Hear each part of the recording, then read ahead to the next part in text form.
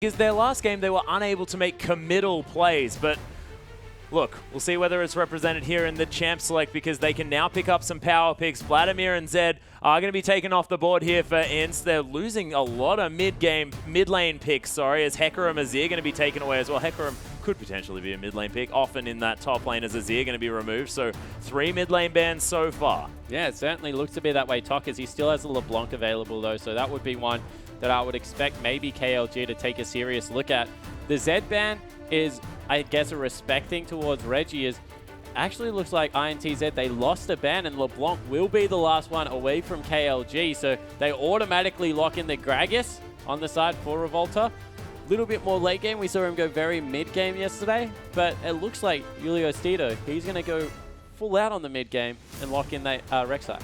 Yeah, he is hovering it for now. Helio does have some options down, and I would actually not be surprised if Helio locked away the Rumble. He's a Rumble player as well. Looking at a Swain, not entirely sure whether that one's going to be coming down, but Yang, he looked brilliant on the Rumble. Why not just pick it away? Yeah, exactly right. It serves a double purposes. You have a knock-up to keep people on top of a Rumble ultimate already, so some good CC. Also does some good mid-game damage. You're committing very much to that composition, but they've sat on Swain for a very long time, so I'm going to say that's almost a serious pickup at this point. Well, I think it most definitely is a serious pickup because Swain, one of my favorite champions to watch, but it is going to be switched away to Thresh here for Bear. He has landed some fantastic death sentences. His Morgana left a little bit to be desired, but his Thresh has been strong.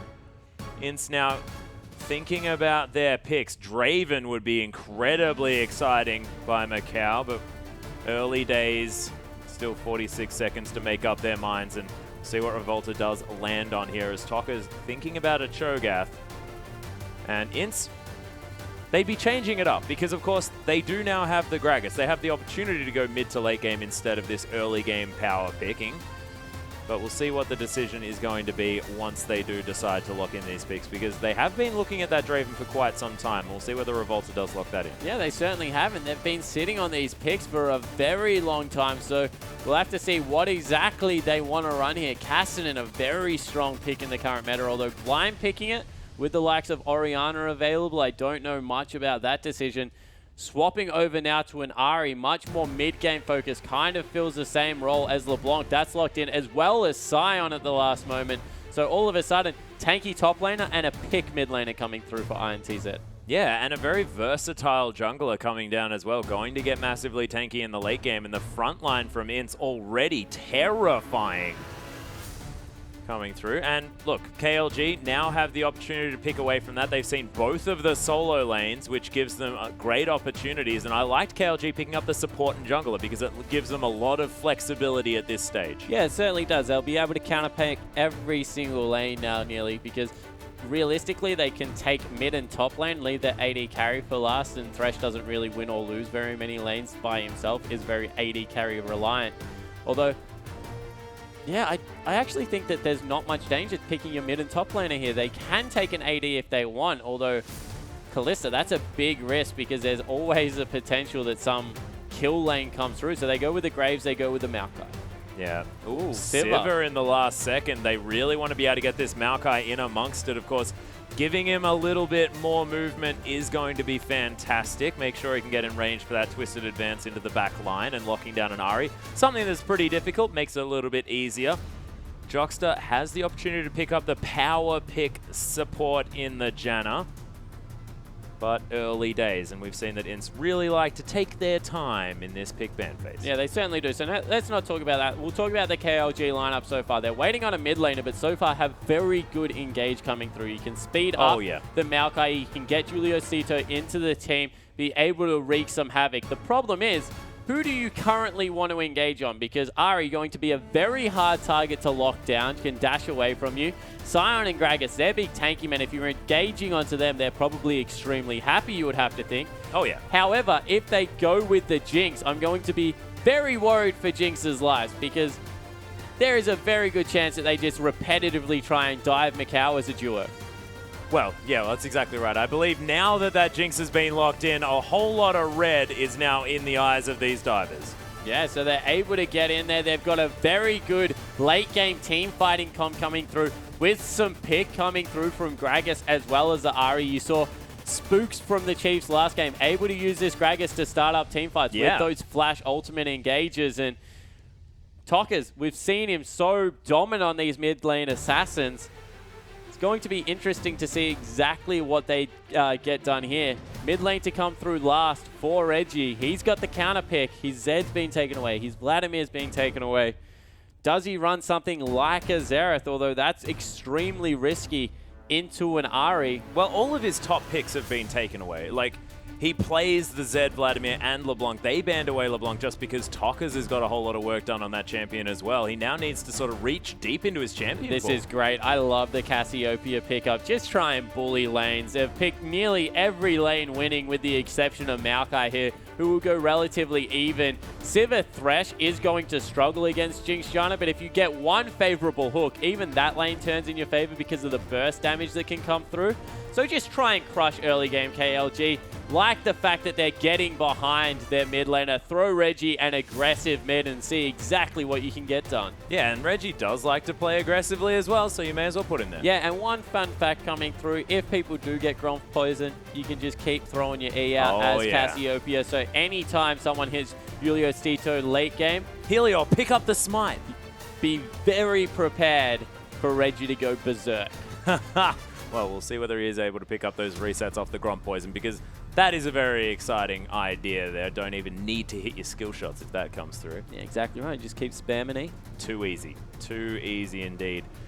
That being said, I mean, you mentioned the fact that, you know, Zycro and Bear, Sivir and Thresh against Jinx Janna. Jinx, sort of a known counterpick to that Sivir, and I guess Sion and Maokai both do fairly well in that 2v1 situation. We'll see whether KLG are going to opt for a lane swap. Yeah, they definitely can opt for a lane swap coming through there. The one thing that is to note, though, is that Jinx kind of wins lanes against Sivir when she has an aggressive support that can lay a CC.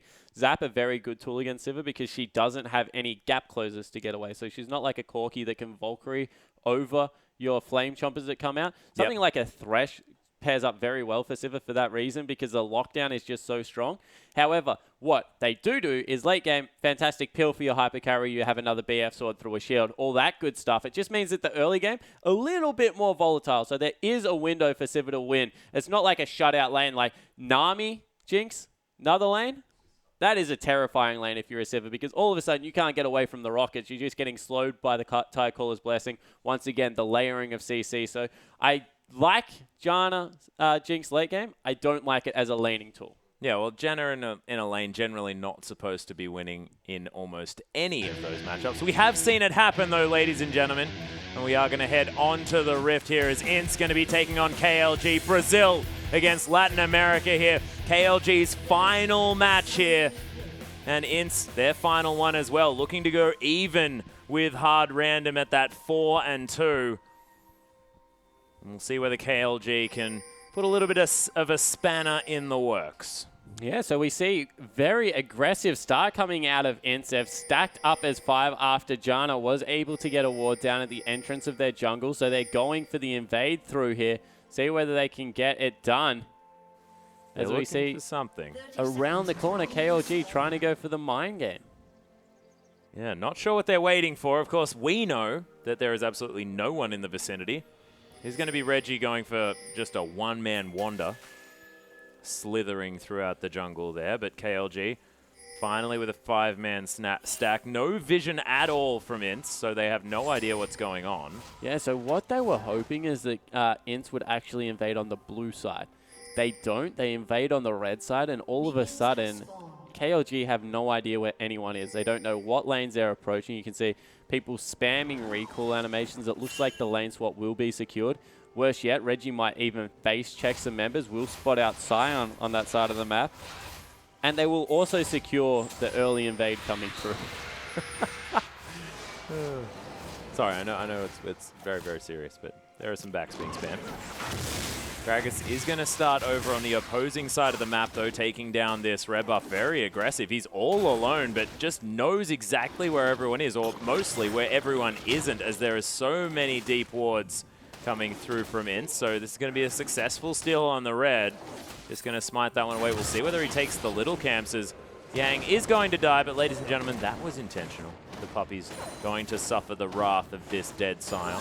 Yeah, so able to get in there, gets the execute, gets an early death, but will be able to pick up a camp for himself. Maokai can do the same, already has done so actually, picked up the Wolves, so we'll be able to go now into top lane. And we're going to have the standard lane swap coming through. We see this a lot with Maokai Sion. I think Sion's a little bit better of a 2v1 laner just because he can put that shield on, max the decimating smash. He shoves out waves so hard. It's impossible to shove that guy off CS unless you get aggressive really early on level 1 and 2. And AD carries aren't used to doing that, to be honest. They prefer to freeze a wave, get it zoning, try and get CS in when you can. If he's just able to pick up experience, he gets to the level 3 mark and he just crushes down minion waves. Yeah, well, this is the thing. And decimating smash, now that it's getting leveled generally, as just based on the fact that that Roar of the Slayer has been nerfed just a little bit, so not Mana as costs. fun as a max. Yeah, exactly right. The mana cost just went up so high, and if you're using it as your primary farming tool, which you have to in a 2v1 lane, it just is so hard to utilize to get all the CS. Decimating Smash, on the other hand, real easy. You just walk up to the minion wave, put your shield on, that's Soul Furnace, yep, do that, and then hit it. And it's hilarious to watch. That was beautiful. That was basically a perfect rendition of exactly how it works, right? Lean back a little bit and then fall over. Perfect rendition. You're complimenting yourself a little bit too far there, Atlas. I was being facetious, my friend. I want some more effort put into a little bit of a Sion cosplay before I give you a perfect for that performance. Okay. Well, look, let's just not continue. I'll do a lumberjack impersonation sometime later. Of course, my personal favorite skin. Yeah, it chops down the tree as well. The exactly. It's so good because Maokai Sion, such a common lane. Almost as good as Rumble burning down the tree in the top lane as well. Exactly right. The thematic counter picks. As we take a look, the players actually all really comfortable here. They're just leaning back. No one looks overly worried going through here. They look like they want to play some League of Legends. Yeah, they certainly do. Happy to get into the game, which we will be getting to you shortly, guys. Sorry about the pause. But in a team fight situation, you see pretty good late game scaling coming through from INTZ. They've gone pretty much all in on that. They've got the Gragas, the Scion, as well as the Jinx in the late game. They've gone for a little bit more pick for Ahri. As we take another little bit of a look at the standings, you see Bangkok Titans up there on the top. Chiefs currently sitting in third. They have won their head-to-head with INTZ. So if that is how they end up, which they can't because they each have to play another game, so good luck with that one. That's where it would finish. But if Chiefs and INTZ win their outlying games, we have that crazy four-way tie at the top of the brackets. And that will be the teams that go through. So if the favorites, although you'd probably call Bangkok Titans at this point favorites over the Chiefs. So if favorites win and then the Chiefs upset, and realistically, Bangkok Titans are only playing for seeding at this point, so you think that they might not be willing to show everything in their last game. That's a very good point that we haven't touched on just yet. Yeah, I've been thinking about it a lot. Yeah, I'm saying that we haven't spoken about it, Spawn. Not questioning your intelligence. So that means that will be the locked-in slot for some tiebreakers. Well, hopefully for any Chiefs fans there, the Bangkok Titans try their very exciting look, I don't know what strategy they're going to be running. Maybe Garen Shan bottom lane. Yeah, exactly right. But then on the other side, if Chiefs, Ints lose and Besiktas are able to pick up a win, all of a sudden you have this crazy three-way tie for the tiebreaker of who gets into the playoffs with two teams. So it's going to be absolutely mental. There's games going everywhere. And that's, I guess, the beautiful thing about the round robin with 7 teams is that standings become so close and confined, especially when you have a day where everyone beat everyone. I mean, Chaos Latin Gamers took a game off hard random, just randomly yesterday. Really does throw everything into the works. That wasn't deliberate. Yeah, I know, but it was awful, irrespective of whether you meant it or not. But yeah, well, exactly right. Hard random, looking pretty good heading through as far as their standings result is concerned. But Bangkok Titans are looking fantastic, and it's going to be really frightening for the Chiefs moving into their game. But let's get back to this one. Ints taking on KLG. KLG really wanting to have an effect on how this tournament bracket is going to work. Julius Tito, who was a fantastic Gragas earlier on, is going to be heading down. Some vertical jungling now going to be started off by Bear. Yeah, so Bear actually prepped that one very early, tanks some shots, but that's going to put Julio Zito in a fantastic area where he'll be able to pick that up without much help coming through, get solo experience. Now Bear recalling, going into the top lane to help out Helior, who needs to be careful because there are a potential 4-member turret dive, and Sion, he has this cool mechanic where you can kill yourself and then still go for the dive. Yeah. Although it is possibly going to give away first blood if he does do that. Yeah, it gives away first blood, but what do you get in response? You get a kill, you zone off 2 minion waves, you pick up a turret for yourself. You know, I'm giving up first blood 10 out of 10 times if that is what I get in response. That's why. All right, wondering why you're always feeding in our solo. Oh, don't even go there. It's a pretty smooth excuse. I'm not going to lie to you. I'm going to use that one. Why did you die? Oh, no, it's so that I could deny minion waves, etc., etc. Not too bad. I didn't know they lane swapped in bronze. I'm not quite that bad, but you're pretty close. Zycro.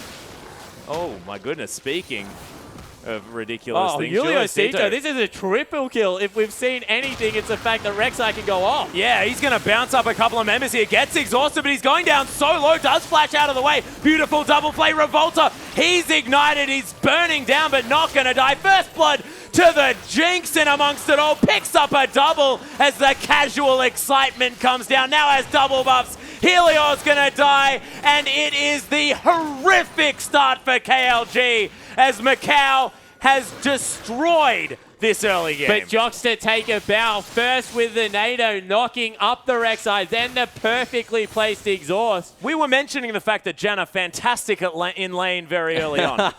So Abel, that was a team fight. So very good team fighting support coming through there. And you see exactly why. The disruption and the exhaust was huge because IWCI all of a sudden couldn't get all that famous damage down that we're used to coming through from the Rek'Sai early on.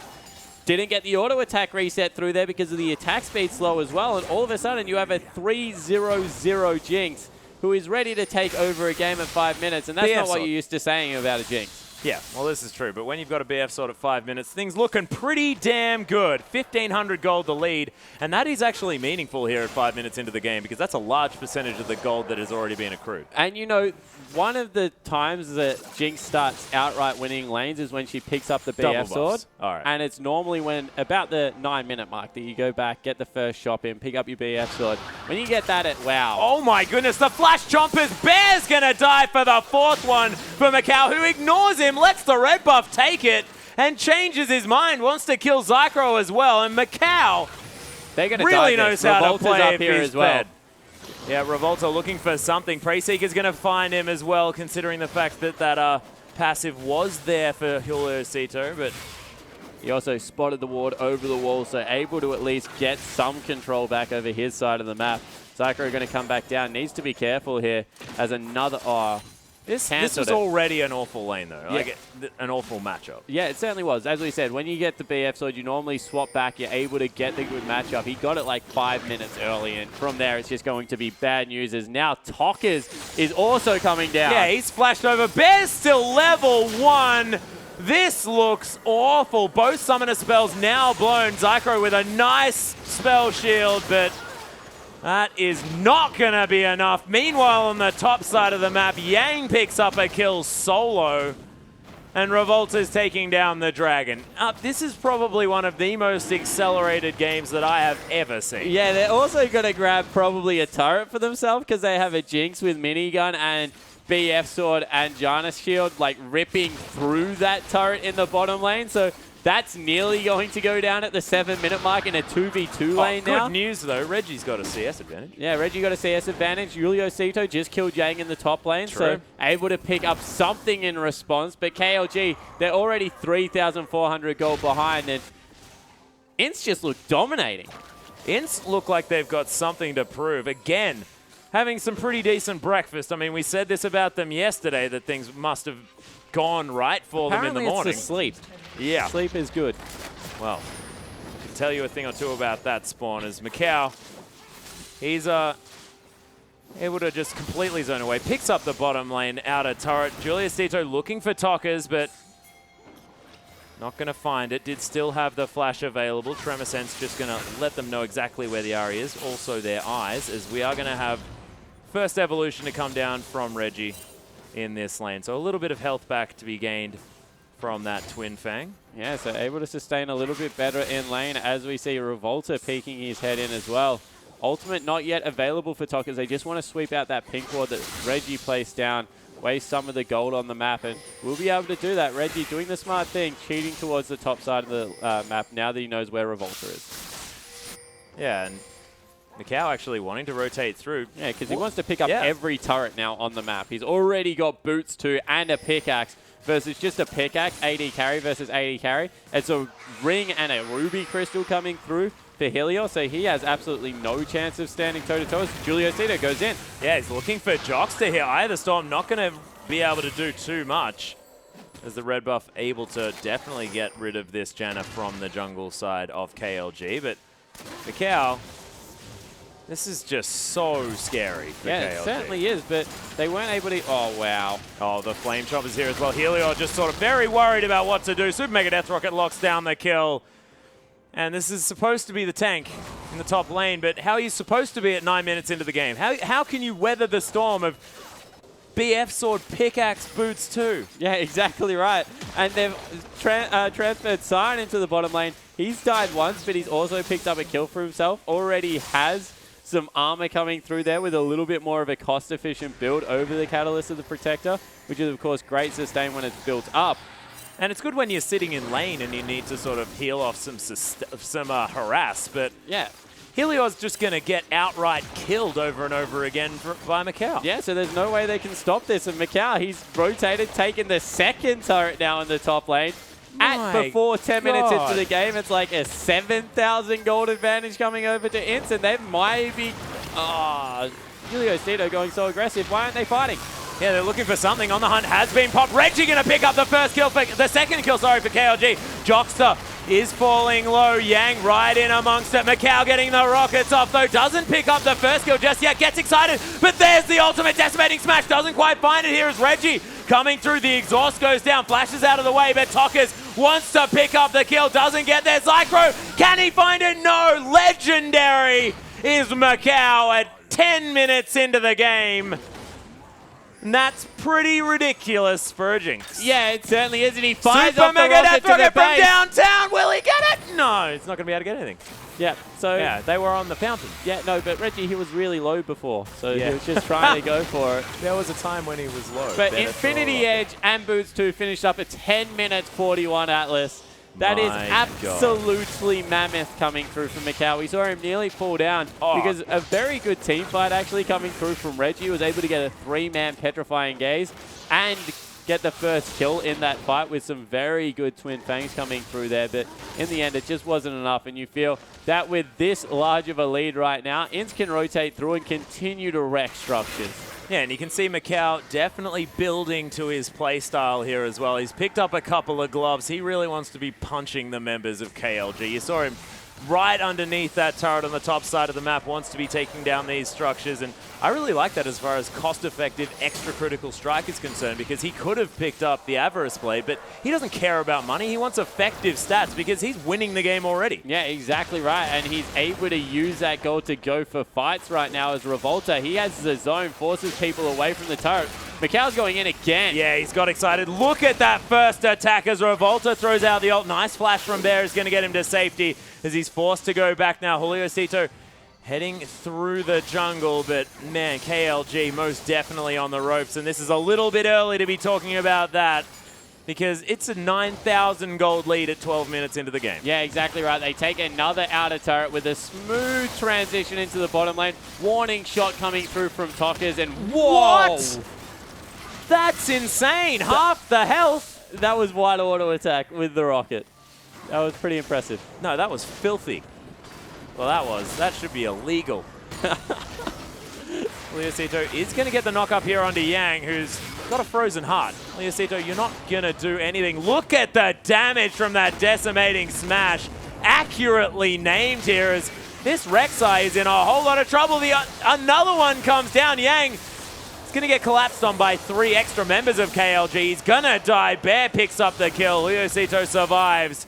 But when you need 4 people to get rid of... Oh, another rocket. We're looking for it. Picks up the Rek'Sai. He saw it go past his AD carry. Julio Cito, come on, man. What do you want him to do? Fly somewhere? He doesn't have flash. It moves real quick. What? He hasn't even got boots. Halfway up the mid lane. Petrifying Gaze, though, in the mid lane, ladies and gentlemen. The shutdown on the Jinx comes through. They trade AD carries. Death Sentence not going to find the mark as Monsoon doing a whole lot of healing. Reggie, consistent damage available now, gets exhausted yet again. Jockster though, right in amongst it. Reggie gets rocketed back into his team with that explosive cast. Juliocito trying to pick up Toka's nice double knock-up, but this Ari also pretty fed. Brilliant charm. The double kill now for Toka's the mid laner, as he's looking for a little bit of the credit for this victory. Bear, yeah, I don't know whether you're going to be able to contend with this hillbilly Gragas. He's got barrels for days. He wanders away from you because cool guys don't look at explosions. And the Thresh once again going to fall down. Yeah, so the thing is, right, that right now they didn't have that much of an impressive scoreline before they started that fight with Macau falling down. But they just had so much standing gold over the whole map with all 6 outers coming through that even Reggie, who's farmed pretty well, is 2-1-1, just can't fight them because there is so much standing gold that has gone across. That's onto a the Luden's Echo Tokas. Yeah, he's pretty ridiculous at the moment. Probably he's a bit of a big deal. He has a lot of money to actually spend because when you compare Luden's Echo to Archmage, Archangel stuff. Yeah, Archangel stuff coming through there, relatively similar gold values, and that's already been finished up by Reggie. You think 4-0 on 4 with 6 Yeah, he's got another down? needlessly large rod. So he had another 1,600 gold. Yeah, not too bad. Not too bad at That's all. just fun. It certainly is. Juliocito's going to find Yang, but Yang doesn't care at all. He does pop the ultimate, though, so... Can he get around the corner? Oh, he braked. Doesn't quite get there. Macau on his own here in the jungle. Does need to be careful. Takes away some popcorn chickens, but that is all he's going to get. And INTZ with a gigantic lead. Almost 13,000 at this stage. Now looking to try and find their way into the base. There's the aggressive play from KLG. Chompers go through. Zycro actually getting... Oh my gosh. The Rocket of Destiny not going to get a crit, but the Super Mega Death Rocket's blocked by Bear. Toka's in the meantime going to take down Juliocito. Jockster with the Flash Nado as Bear's going to get rocketed down. Toka's picking himself up another one. 6-0 and 4 for the Ari, and the mid laner now getting a piece of the pie as INTZ with 2 dead looking to try and find an objective they can take. At 15 minutes, it's hard to take down an inhibitor turret. Yeah, it certainly is. Recall time is not so friendly. Recall, yeah. Death time, as I'm talking about, not so long at the moment. And they're trying to push in it. Wow. Oh, what? Reggie flashes over his own ultimate, outplaying himself just a little bit, and is going to die for it. As Zycro throws out a boomerang, just thinking it would be really cool if we had a snake. So we tried to animation cancel that and get the full length on it as Tokas gets locked up. Yeah, nice boomerang to come over as well, as Zycro does use a decent spell shield, but gets knocked back into the INTZ lineup onto a lantern. Bear is pretty good at the Thresh. Don't know whether it's going to save them this game, as the base has been broken. INTZ are going to be able to do a lot of damage to this Nexus turret. KLG going for the desperation play. Juliocito goes down low, but Maokai, he's going to die. Bear gets taken down as well. Tokas, he's the legendary one now. Jinx, of course, the early game carry for our Brazilian lineup, has fallen off a little bit, and it's Ari's turn. Yeah, able to get in there. They've also got a minion wave crashing into that mid lane turret. They'll be able to take down a second inhibitor at 16 minutes. And speaking of 16, it's a 16,000 gold lead. Yeah, that is absolutely mammoth Atlas. Baron hasn't even respawned, but how do you deal with 2 waves of super creeps at 17 minutes into the game? You don't have enough AD or AP to do it. Baron isn't even going to get the memo for this game, I don't think. He gets a day off. Well, when you arrive 20 minutes late to a party consistently, you're going to miss some of them. There's no need to bring that one back up. I'm pretty sure we've suffered enough. It was 20 seconds. Not used to things being 20 seconds old. Okay? At least I didn't say years. Juliocito not even going to be able to find a raptor camp on this map, as KLG, they're scrounging for anything. Somehow INTZ have managed to pick up a couple of dragons in amongst all of this action. I think they did it by killing it. I'll have to confirm on the replay, but look, fairly certain that's you don't want to jump out. to conclusions, Spawn. Reggie going to lock down some of these. The collapse potentially coming through. There's 5 members in the top lane covering Reggie. 4 members actually, but all of a sudden, INTZ, they're like, we're not falling for that one. We'll just kill your base. No. KLG, they've noted the fact that, yes, the top side of the map, things are looking okay. We call this the ostrich treatment, when you just ignore the obvious problems occurring on the map. There are super creeps in 2 of their lanes. Top lane's looking good. Yang, though, he's going to engage. There's a decimating smash. Zycro gets locked down, but Helior, he just explodes. Super Mega Death Rocket. That's an execute, not used to do damage at full health, but man, it still looks good as INTZ, they're going to take down the final remaining Nexus turret, and it's a victory at minus what the heck? It's not even 20 minutes into the game is what I was trying to explain. I'm getting a little bit too excited because our Brazilian lineup are looking terrifying. Yeah, so INTZ secure themselves into the playoffs with that win. 4-2 they finish out, and they absolutely crush the Kaos Latin gamers. My goodness. From Latin America to be able to do that one. You see hugs all around. They're relieved now to be able to get in there. And no longer do you want to watch anyone play INTZ at all. Like, they were the favorites coming in. People thought, okay, maybe they've dropped a couple of games. Maybe we overestimated them. They look pretty damn good. Yeah, I now understand all of the fear coming through because I just don't understand. How does Jinx get triple kill that early on in the game? Yeah, so it was all about their support player, Joxer, able to get the knock up onto the members, stop the engage, then got the exhaust down onto Rek'Sai. Rek'Sai so potent in the early game, just wasn't able to do enough, and the split target came through from KLG. They didn't burst down one member. Ignite, unfortunately, wasn't as good as Exhaust that early on in the game, and they were able to run away with it. All of a sudden, Macau, who's the beneficiary of Joxer's good play, fantastic supporting coming through there, is 3-0-1, recalled, picked up a BF sword, and then just roamed around the map and crushed down every structure to the point that Tockers was like, all of a sudden, I have completed items, I'm going to kill people. Yeah. And it was very, very scary. But one thing I'd like to note about that level 1 that came through, Julio Stito was sort of walking up towards the members of INTZ, and in the end he flashed defensively, but if he had have flashed into the knock-up, things could have gone a whole lot differently, as we do have the replay. Yeah, let's take a look at it, and I completely agree with what you're saying. So you see Bear, he's very low, but that damage is also shared between Macau and Joxter. So when we roll this one out, you see Julio Cito's coming in. His flash is available, as you said. So right here, if he had a flashed onto all three members, he would have got the immediate knock-up. Yeah. So that's without a question. All of a sudden, you've knocked up three members. You're getting your big AoE across all of them. Instead, roll it out, and you will see what exactly happens. He gets in close. He gets knocked up. Then he gets exhausted under all three of them. So all of a sudden, what could have been an instant knock-up is delayed. He gets chunked out, and then he gets exhausted even more critically. And Helior and Bear, they just can't do anything. It's 3 levels 3 versus a 3, a 2, and a 1. And they have to burn flashes away. The Ignite prioritization, not the best. Revolta able to get out. All of a sudden, kills start falling. Able to get back underneath the turret. Unfortunately, Julio Cito just ran away. Then with the red buff, you can't escape a Jinx. She's going to burn you down. And once again, they leave the kill for Macau. One of the things that we criticize teams for is early game especially, people start smashing buttons when kills are concerned, especially when they're secure kills like that.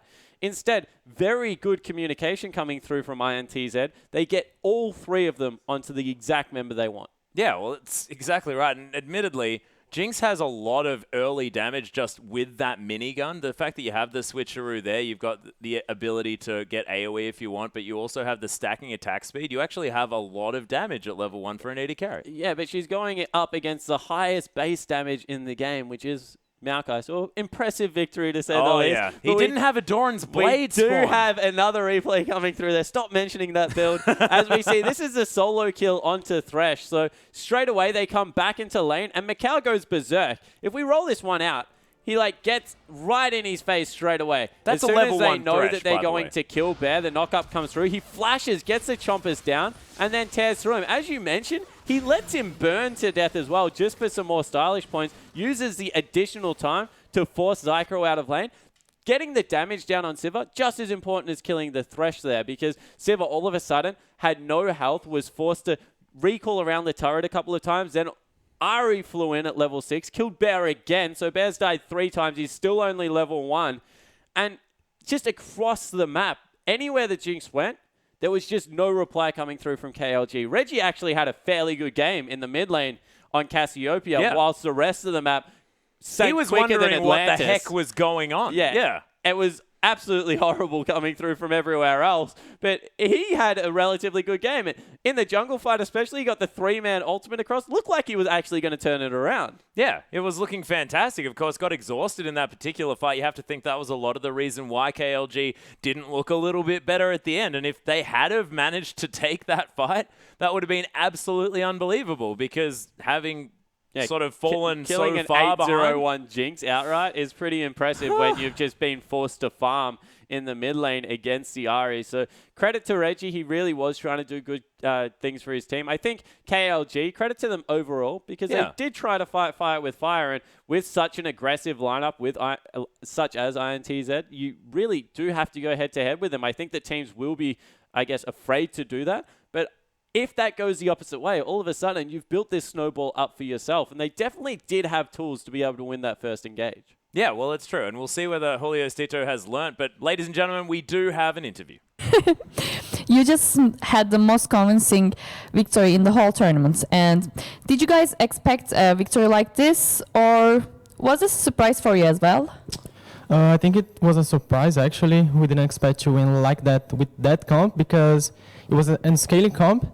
So usually your spike is at like 25 minutes or something like that when you had to have some items.